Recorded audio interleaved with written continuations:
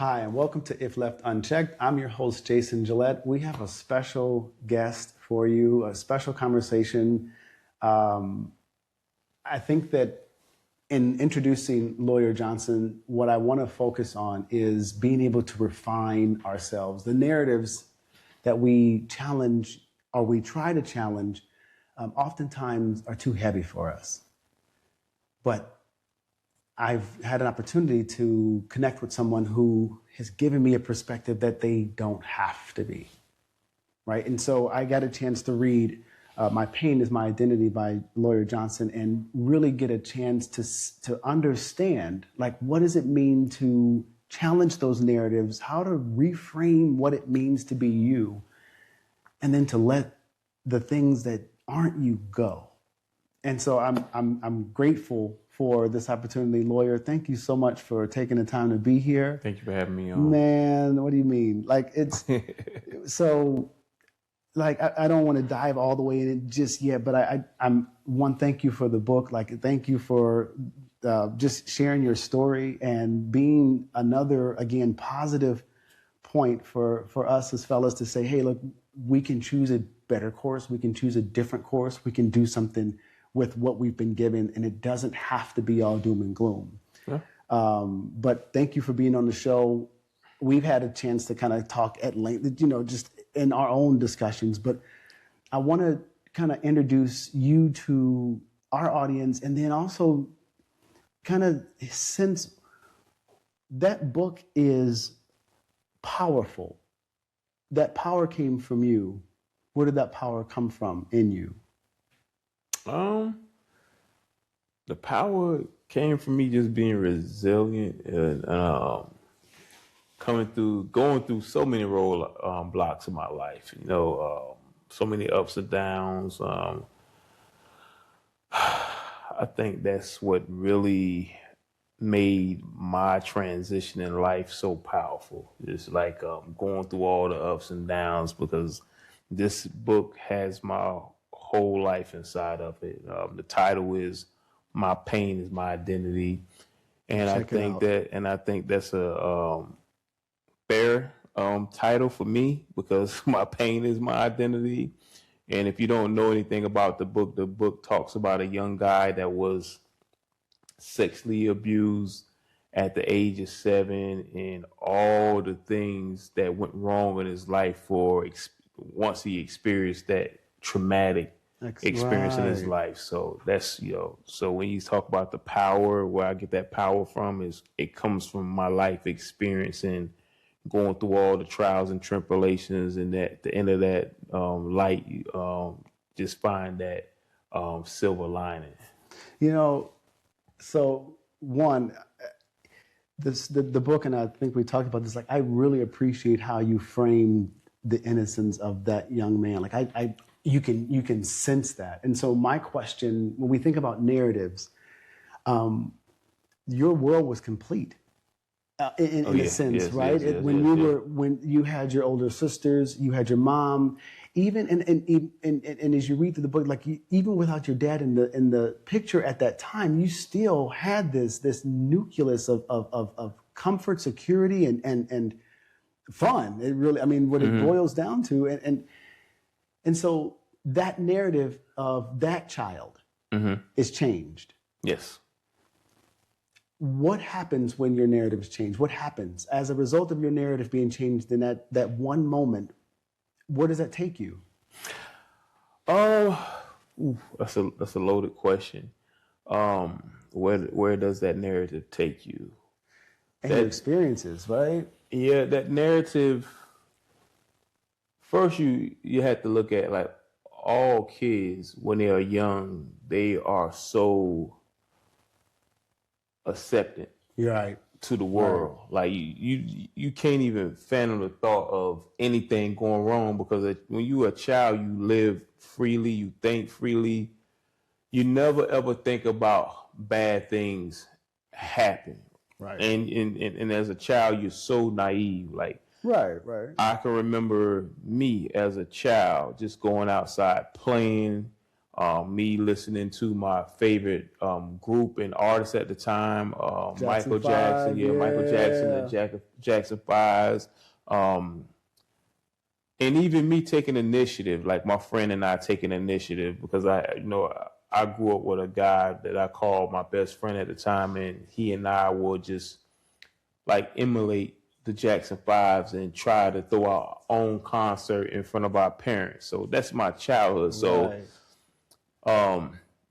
me playing out in the middle of the street and having fun and just being a child, right? So when this horrific moment happens, it just changed everything. You don't see the world the same anymore. You don't feel that freeness anymore because the individual that sexually abused you scared to be around him anymore. So your thought process is different. Your far as your awareness, your awareness, and it's like when you go outside now, your head is on a swivel.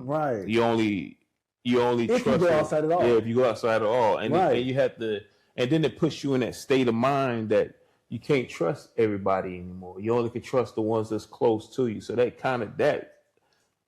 is what changed the innocent and free spirit lawyer to the lawyer Johnson dealing with trauma, the fight or freeze mode. Like every time I see something that resembles anything about me being sexually abused, and I just get into that fight mode and I freeze up, and then I just have to go into that other state where I just have to get away from it. And that's the path that led me down of I always had to be aware of everything around me. I couldn't trust people. So you developed like hypervigilance in a sense. Yes. And that trust issue, how did that play out? I think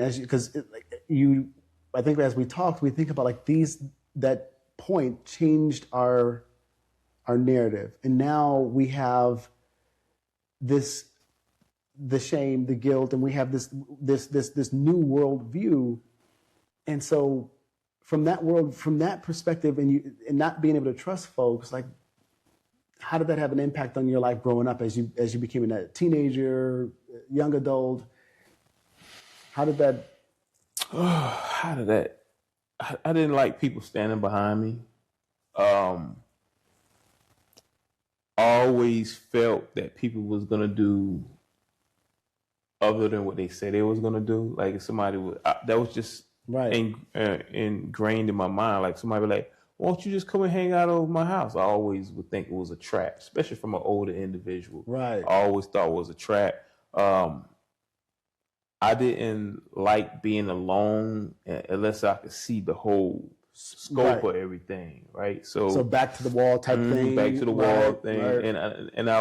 And I'm still like that right now to the day. Like if I go into a restaurant, I can't have my back against towards the door. I always have to look in front of the door, and that comes from my trauma. Like and even like in relationships, it's kind of hard for me to take someone's,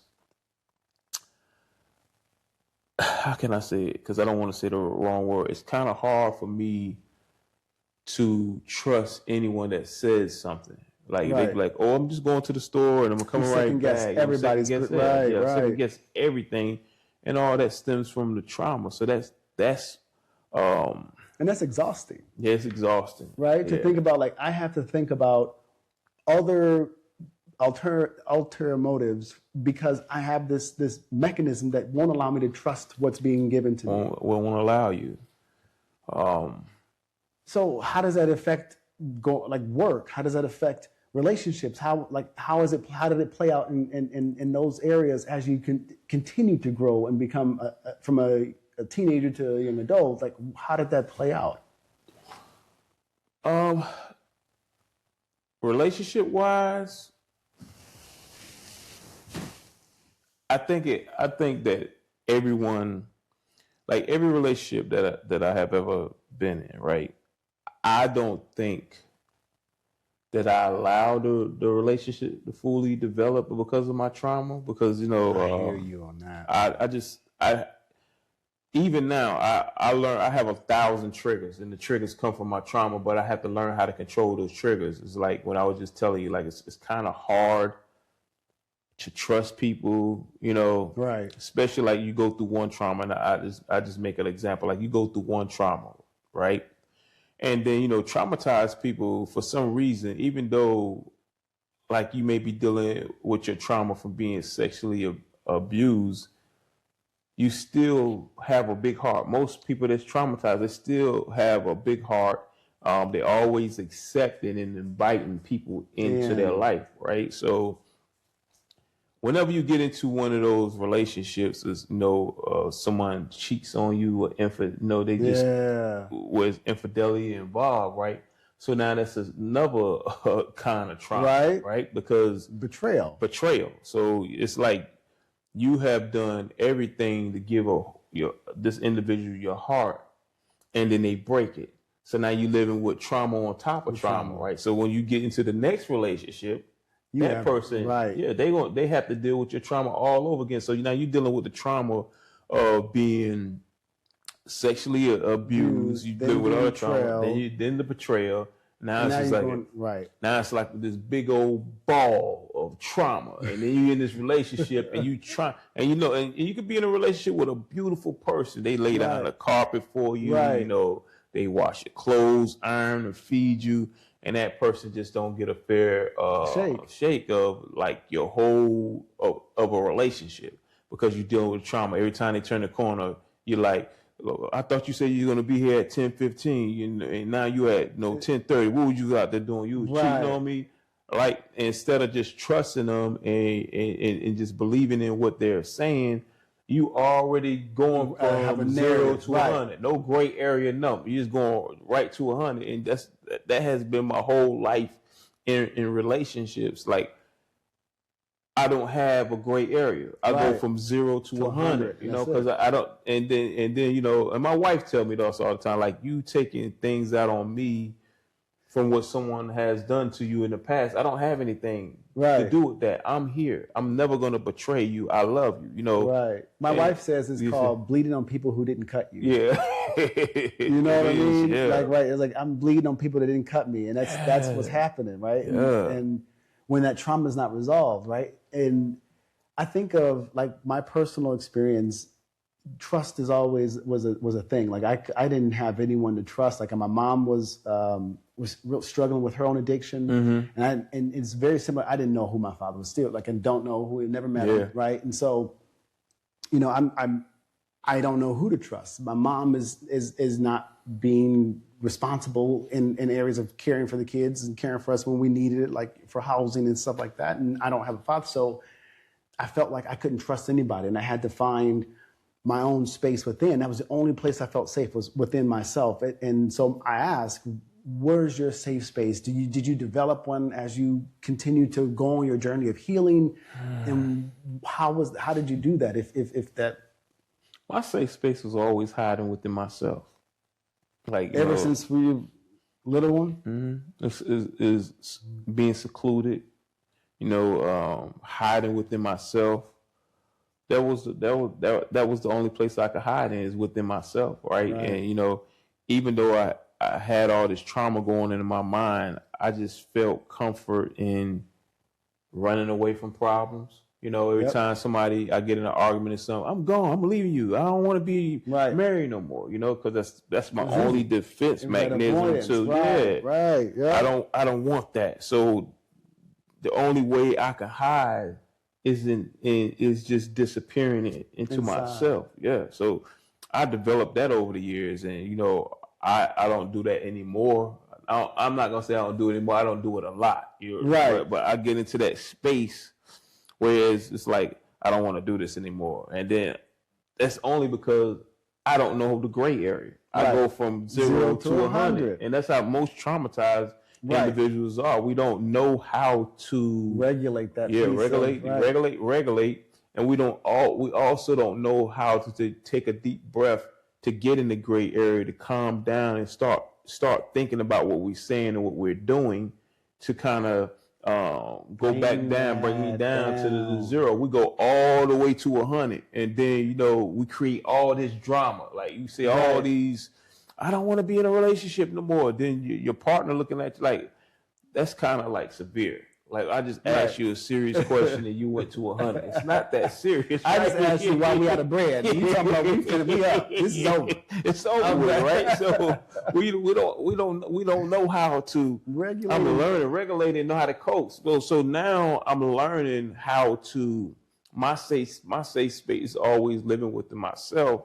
And now that as I get older, I'm learning how to think before I react. Because we always react first, right, and then apologize later. So I'm learning how to take that moment. Let me, all right, whatever you're saying and whatever I'm saying right now, it's not working. I'm going to go take me a time out to myself.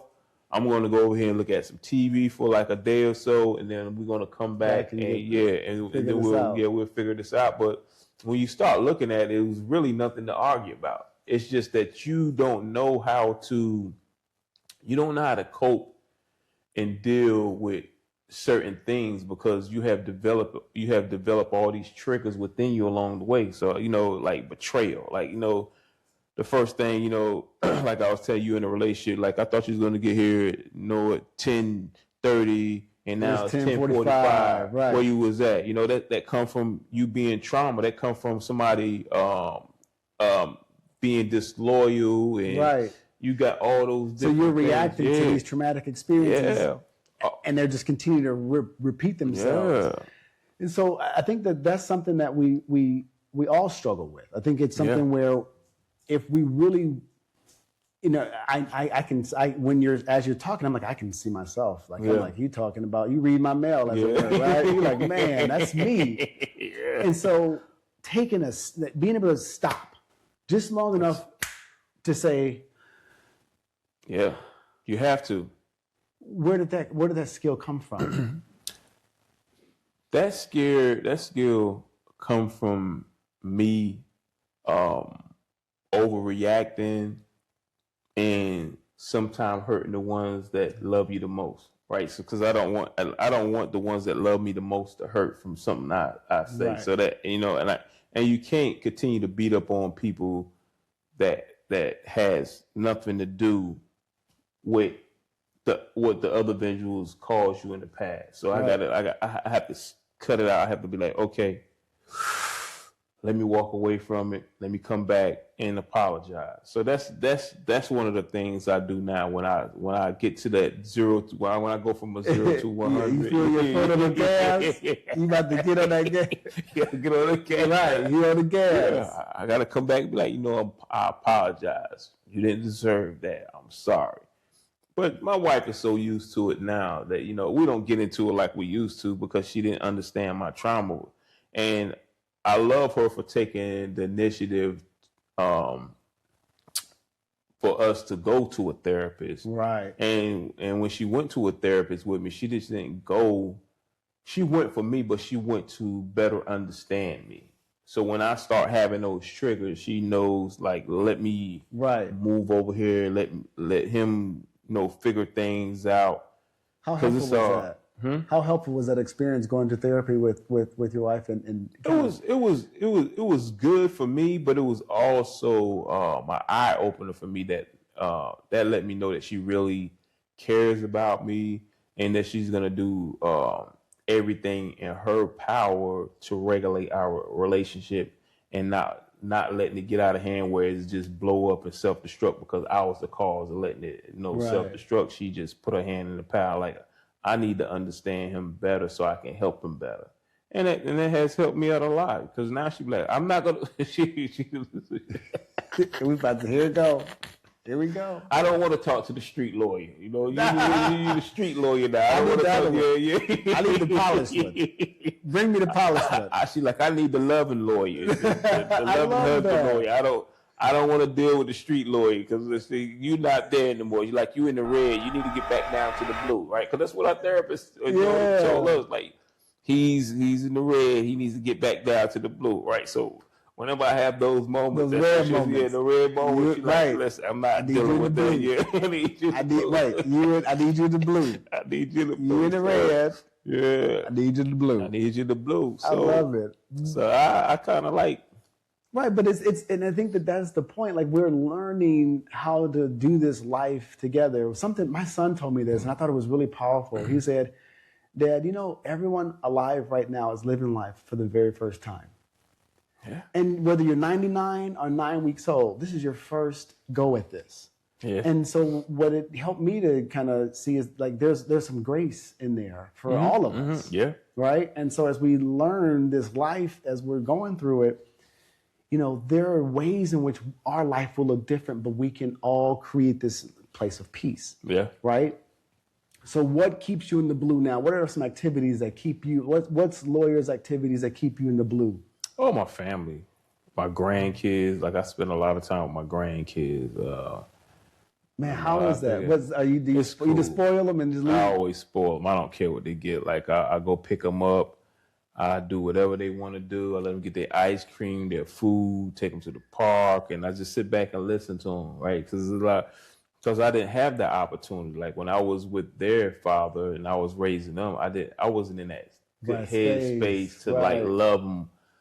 I provided for them, but I couldn't give them the love that they desperately needed from me, right? So, and I'm in that space now. Whereas I can be there with my grandkids, like be present with them, and sit there and talk to them and have fun, or grab them by the ear and call them little weird names. So, that's where I'm at right now, and I'm glad that I'm in that space because they are my world. Right. Like I'm like totally involved with them. Like when I pick them up, I talk to them, how you doing?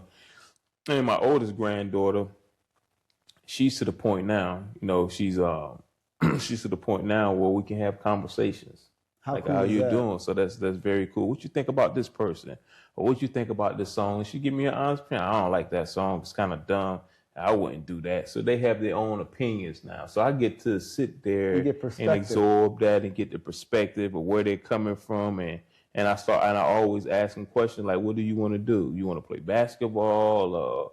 What you think your career goals are going to be in life. I get to ask her questions like that. So that's a blessing for me to be around, to be around my grandkids, also be around my kids and, picking up the phone, how you doing?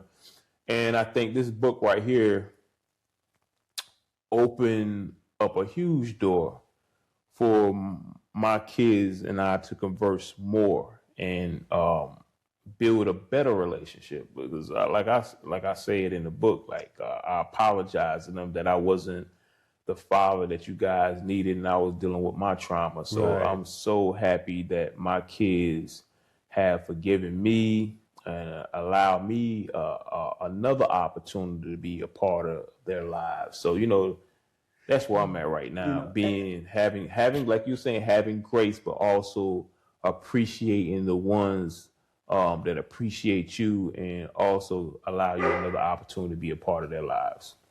So I have another question. We talk about the legacy, right? Like you now have an opportunity to see your grandchildren thrive and grow and develop. The lesson from the basement, about communication, right? We think about your grandchildren, your children. What lesson in communication about being able to share the things that are uncomfortable with you in a moment that when it matters most? How is that story how are you able to use that story to empower your children and grandchildren to speak, to say, hey, this is not right. I need to say something about this.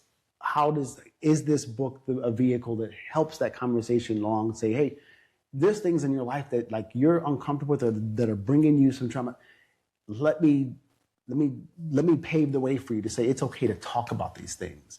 Is that something that you're finding as your children read the book or your grandchildren may get a chance to read the book when they get older? Is that one of the conversations you're hoping will come out of that?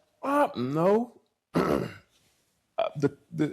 The conversation that I'm hoping to come out of my book is that you have to be resilient, right?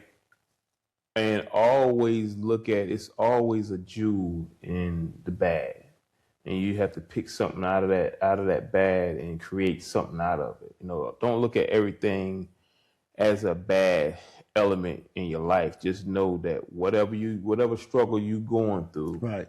it's always hope within that struggle to get out of it and become something better. Like that's the whole purpose of that book, is sharing my life and hoping you would be inspired of never giving up on your goals and your dreams. No matter what you're going through in your life, you always can get through it and see this silver lining. If you continue to go through the pain and suffering, you're gonna get to the good space in your life. And that's the hard part, right? When we think about constantly going through trials, I personally, I know I've been to a space where I'm like, I feel like enough. Like I've been through enough. Like why just one more thing? And it's constantly one more thing. And I have to check myself, because it's like, well, no matter how much you've been through, life is still going to happen. And you're never going to go through enough trauma to say I've met my threshold. How do you keep going? Like when you don't see the good, there's no light, and you just see another bad thing, and you see another. When do you have that conversation with yourself? Like, I got to keep going. What does that look like? You talking about during the process of all my trauma? How did I continue to keep going? Like, I mean, bad thing after bad thing. Like, how did you? I was just scared of failure. Like, I'm for some reason, it was just so many pivotal points in my life that made me look at it and be like, I don't want to be like that. Because I grew up in the housing projects in Goldsboro, North Carolina. And it would be crazy to see like my mother and other women in my housing project, how they would get excited about receiving a welfare check on the first of the month, right? Yeah. And but the thing that bothered me the most is I would see these deadbeat men, right, hovering around these women, waiting for the postman to come put the checks in the box. It's like they were just sitting back like, yeah, I'm gonna go get me a bottle of wine. And they would sit there and be all nice to these women. And they'll follow the women to the store so they can cash a check.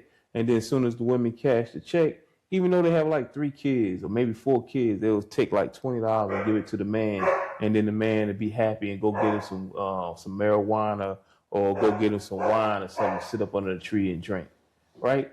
So that was one of the things that pushed me as well. I said, I don't never want to be like those guys. Yeah. I don't never ever want to be like that guy. I was like, I don't want to ever use a woman. Right. I said I would never ever be around a woman because she's financially stable and I'm going to take from her. Right. And that kind of right there just set the tone. It set the tone for me. So I when I grew up, I was like, I'm never going to be one of those dudes. And that was just like my reference point. They were my reference point. Like, I'm never going to be like them.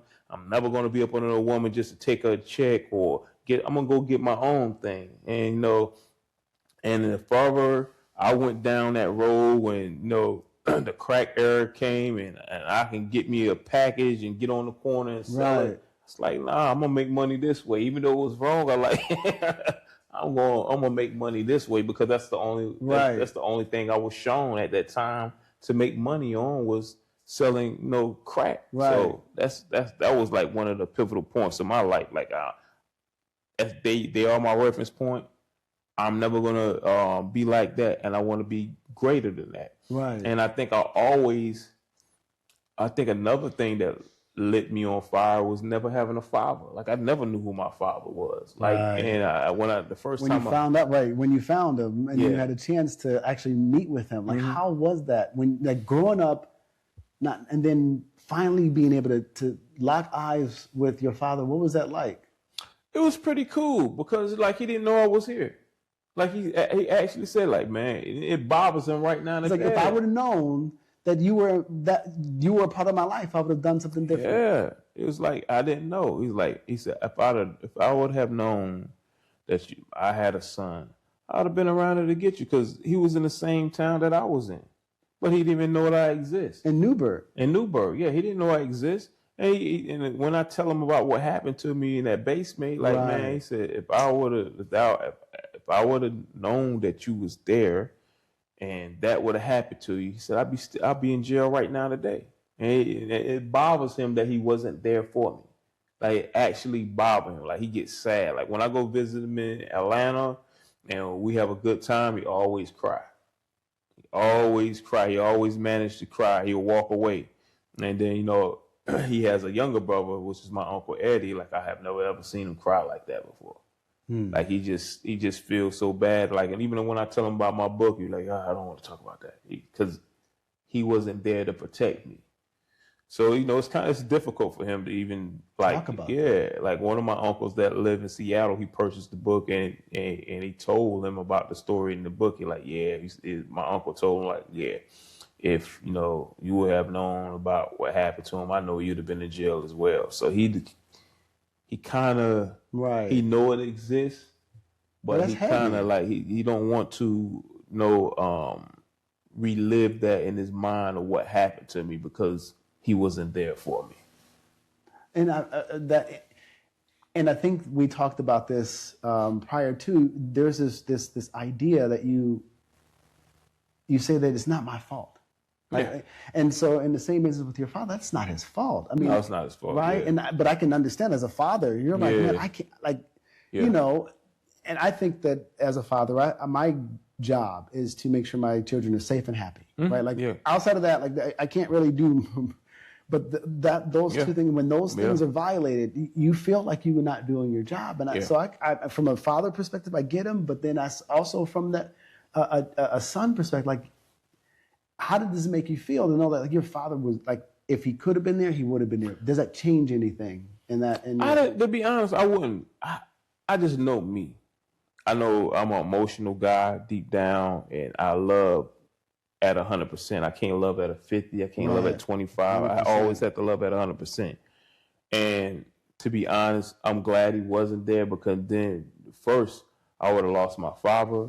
And then second, I would have to endure the pain, like two pains without him, right? The pain of being, abused, and then the pain of losing my father, and then trying to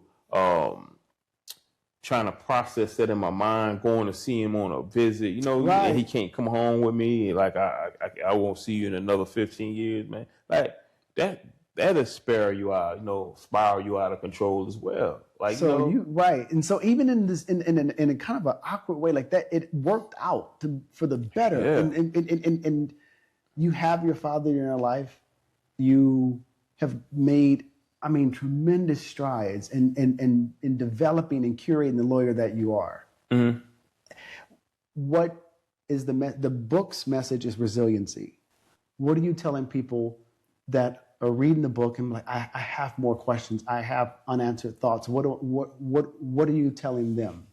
What kind of questions is there a space where people can engage with you and ask those questions that they may find in the book but don't know exactly how to? Well, they can always tell me how can they reach me? They can always reach me on Instagram, Facebook, or they can go to my website and reach me, because they'll see my email down there, Lawyer Johnson at Motivational Wings, so they can reach me. I'll make sure just make sure they can reach me at that.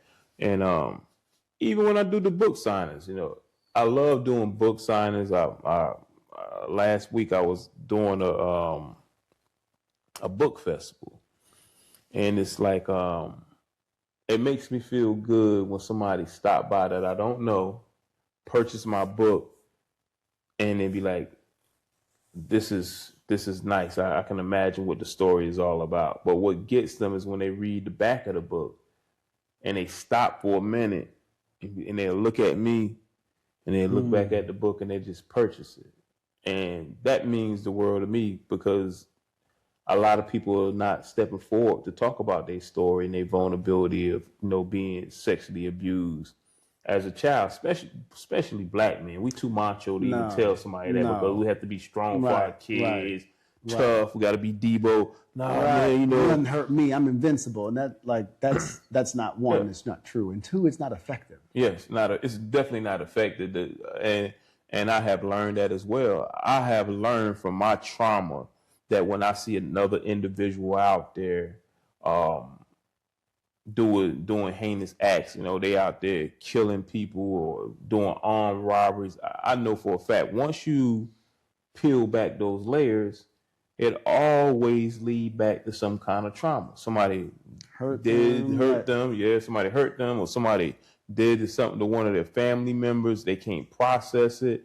And when you see most people that become alcoholics or they become drug addicts, always lead back to the trauma. Because imagine a mother or a father. They get up early in the morning and they wish their kids off to school. Every morning, kiss them, crack a joke with them, because parents, we always cracking jokes with our kids. Right. Man, you don't get out here with that big old head of yours. Look at you with them funny looking shoes. I already told you about, oh, get out of here, mommy and daddy. You so funny. And they leave out of there, right? And then you just happy. You at work, and then you just get this phone call that your daughter or your son just got killed in an accident by a drunk driver, right? How do you process that? How do you actually process that something had happened to your child that you just saw probably like 3 hours ago, and you kissed them and you were joking on them, so now you struggling with, did I do enough for them? Right. Did I love them enough? Did I give them everything that I could possibly give them? Now you're going through the anger of the person that was drunk driving and killed your child. And now then you trying to figure out how can you kill that pain. But it's hard to kill that pain because that person is from you, right? They have everything in them about you, your personality, your DNA, your walk. They have everything about you. And then you have to lay down on that bed every night and try to forget about a person that you brought into this world, but that's a part of trauma. So now you like, I've been laying in this bed for 2 weeks, 3 weeks. I don't want to go to work anymore because I have lost someone that I love. So you imagine the person that can't get past that pain by saying, okay, I'm going to start a nonprofit about drunk driving and, make people very aware of that. Or I'm going to build a foundation for my child, right? Those are the good things that you see people do when they deal with trauma. Into something, right? Yeah, you're turning that pain to purpose. But now this is the other side of the coin. We forget about the people that can't turn that pain into purpose. They turn that pain into burying it into alcohol and drugs, right? It's substances. It's a substance, right? So it's two dynamics of it, and that's the part that we don't miss, man. Because trauma is trauma, no matter how you deal with it. It's when you peel back those layers, it's trauma existing somewhere down there, from a child being, killed in a car accident, from a child, dying at birth. It's still trauma. Right. And you have to find a way how to deal with your trauma. My thing, how I deal with my trauma, thank God I didn't end up an alcoholic or I didn't pour it in drugs. I poured mine into my work. I always wanted to be better than what the individuals I saw when I was growing up, sitting by a mailbox, waiting for a lady to get a welfare check so they can go to the store and give them $20 so they can sit up under a tree and drink all day long. So I put my trauma into hustling. I'm going to hustle. I'm going to try to, start a lawn service, a record label. I was always active in trying to create something. And, and then I finally, when I got locked up and seeing my mother on a visit, she couldn't even look me in my face, look away from me, thinking something was going to happen to me in prison, and me having to reassure like nothing's going to happen to me. Everything okay, Mom. Nothing. That was like another paradigm shift in my life where I like, listen, when I get out of here, I'm going to make something of myself. And when I came home, I made something of myself. It was hard work, but I still made it. I worked for a Fortune 500 company. The owner, he was my mentor. He has passed away like 3 years ago, but he helped me so much during the course of my life of becoming who I am and making me be accountable for my actions. And that was showing up to his company every day on time. And making sure I was giving 100%, everything I was doing to help others. And that's what I did. And the silver lining is that I worked at that company for like 18 years, and I retired, and all the skill, all the certificates and education that they paid for me to get, I took that information and I rolled it into my contractor business. I became a contractor. Then I took, some more information that one of my mentors gave me. He showed me, how to become a good electrician. So I took that information and I rolled it into my trade company, and I became an electrician to do residential and commercial on both sides of the spectrum when it comes to electrical work. So, that was my devices. Like, instead of me sitting there doing drugs or drinking alcohol, I kept my mind going to stay involved in things that offset my pain. But some people can't do. Some people they're not strong enough because the hurt is unbearable, and they don't know how to offset that pain by turning their pain into purpose. They take their pain to pour it into more suffering. Right. And so but that population needs to hear this, and they're probably listening to something like this right now. They're probably listening, and the weight is heavy. But is it too heavy to ever overcome? I don't think it's too heavy to overcome. I don't. I think that, like we talked at the beginning of the interview, you have to tell yourself it wasn't your fault. That's the main thing, because you blaming yourself for something that you had no control of. Like, how somebody going to judge me at 7 years old, man? You going to judge me as a grown man for something that happened to me at 7 years old? You're going to sit there and beat up on the survivor? No. You can't do that. So it's the same thing when you switch the tables around. Like, you can't blame yourself for something you didn't have any control of. It's not your fault. It's not your fault. Let's get you some help so we can get you in a better space, and then work in that space to get you in an even better space. And let's continue to progress. Yeah. Man, Lawyer, I think that the narrative that we're going to challenge today is that it's too big and too hard for me to overcome. That's not true. Yeah. The narrative that's not true. And I appreciate your book, My Pain is My Identity, because it is a constant reminder that what is true is what you want to be true, and you can move towards that truth.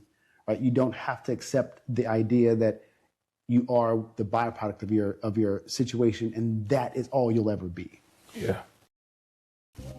Thank you so much, Lawyer, for coming and being on the show. This has been If Left Unchecked. I'm your host, Jason Gillette. This is Lawyer Johnson. All of the information for the book will be in the description below. Join us next week as we question another narrative. Be kind to your mind.